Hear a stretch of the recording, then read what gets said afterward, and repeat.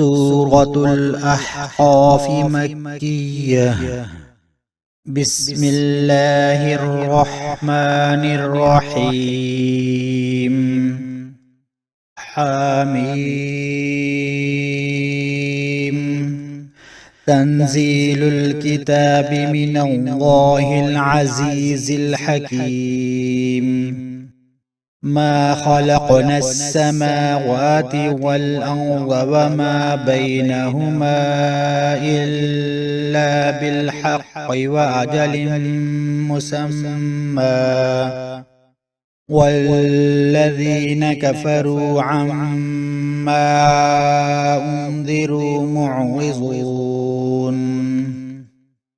قل أرأيتم ما تدعون من دون الله أروني ماذا خلقوا من الأرض أم لهم شرك في السماوات، ائتوني بكتاب من قبل هذا أو أثارة من علم إن كنتم صادقين.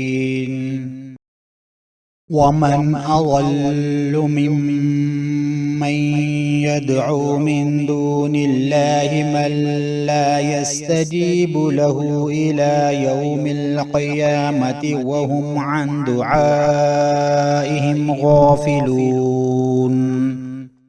وإذا حشر الناس كانوا لهم أعداء وكانوا بعبادتهم كافرين. وإذا تتلى عليهم آياتنا بينات قال الذين كفروا للحق لما جاءهم هذا سحر مبين. أم يقولون افتراه، قل إن افتريته فلا تملكون لي من الله شيئا، هو أعلم بما تفيضون فيه، كفى به شهيدا بيني وبينكم وهو الغفور الرحيم. قل ما كنتم بدعا من الرسل وما أدري ما يفعل بي ولا بكم، إن أتبع إلا ما يوحى إلي وما أنا إلا نذير مبين. قل أرأيتم إن كان من عند الله وكفرتم به وشهد شاهد من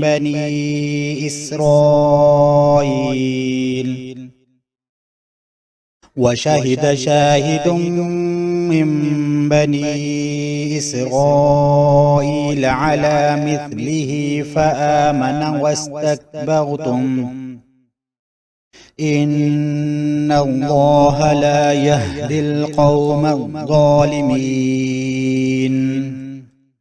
وقال الذين كفروا للذين آمنوا لو كان خيرا ما سبقونا إليه، وإذ لم يهتدوا به فسيقولون هذا إفك قديم.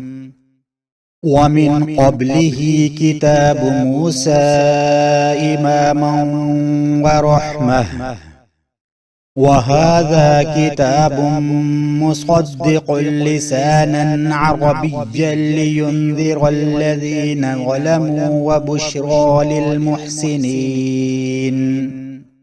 إن الذين قالوا ربنا الله ثم استقاموا فلا خوف عليهم ولا هم يحزنون. أولئك أصحاب الجنة خالدين فيها جزاء بما كانوا يعملون. ووصينا الإنسان بوالديه إحسانا حملته أمه كرها ووضعته كرها وحمله وفصاله 30 شهرا حتى إذا بلغ أشده وبلغ 40 سنة قال رب أوزعني أن أشكر نعمتك التي أنعمت علي وعلى والدي وأن أعمل صالحا ترضاه وأصلح لي في ذريتي إني تبت إليك وإني من المسلمين.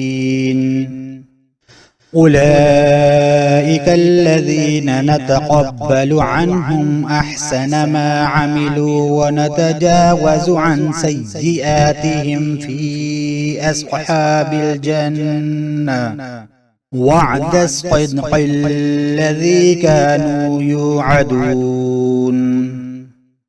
والذي قال لوالديه أف لكما أتعدانني أن أخرج وقد خلت القرون من قبلي وهما يستغيثان الله ويلك آمن إن وعد الله حق فيقول ما هذا إلا أساطير الأولين. أولئك الذين حق عليهم القول في قد خلت من قبلهم من الجن والإنس إنهم كانوا خاسرين. ولكل درجات مما عملوا وليوفيهم أعمالهم وهم لا يظلمون. ويوم يعرض الذين كفروا على النار أذهبتم طيباتكم في حياتكم الدنيا واستمتعتم بها فاليوم تجزون عذاب الهون بما كنتم تستكبرون في الأرض بغير الحق وبما كنتم تفسقون. واذكر أخا عاد إذ أنذر قومه بالأحقاف وقد خلت النذر من بين يديه ومن خلفه ألا تعبدوا إلا الله إني أخاف عليكم عذاب يوم عظيم. قالوا أجئتنا لتأفكنا عن آلهتنا فأتنا بما تعدنا إن كنت من الصادقين. قال إنما العلم عند الله وأبلغكم ما أرسلت به ولكني أراكم قوما تجهلون. فلما رأوه عارضا مستقبل أوديتهم قالوا هذا عارض ممطرنا بل هو ما استعجلتم به ريح فيها عذاب أليم تدمر كل شيء بأمر ربها فأصبحوا لا يرى إلا مساكنهم كذلك نجزي القوم المجرمين.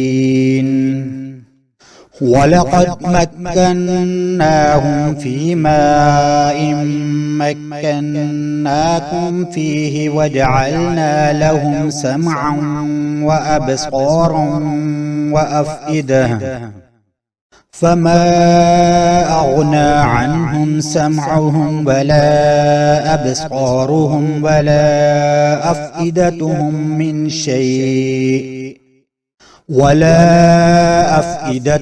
من شيء إذ كانوا يجحدون بآيات الله وحاق بهم ما كانوا به يستهزئون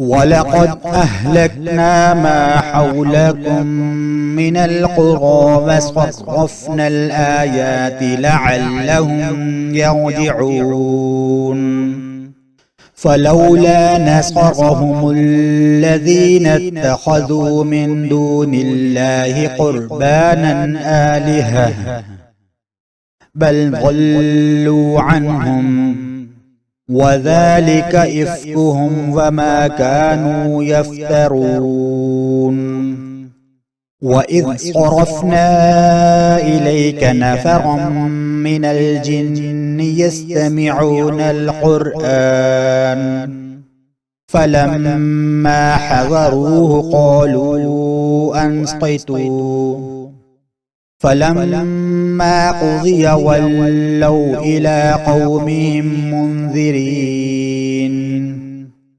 قالوا يا قومنا إنا سمعنا كتابا أنزل من بعد موسى مصدقا لما بين يديه إلى الحق وإلى طريق مستقيم يا قومنا أجيبوا داعي الله وآمنوا به يغفر لكم من ذنوبكم ويجركم من عذاب أليم ومن لا يجب داعي الله فليس معجز في الأرض وليس له من دونه أولياء أولئك في ضلال مبين أولم يروا أن الله الذي خلق السماوات والأرض ولم يعي بخلقهن بقادر على أن يحيي الموتى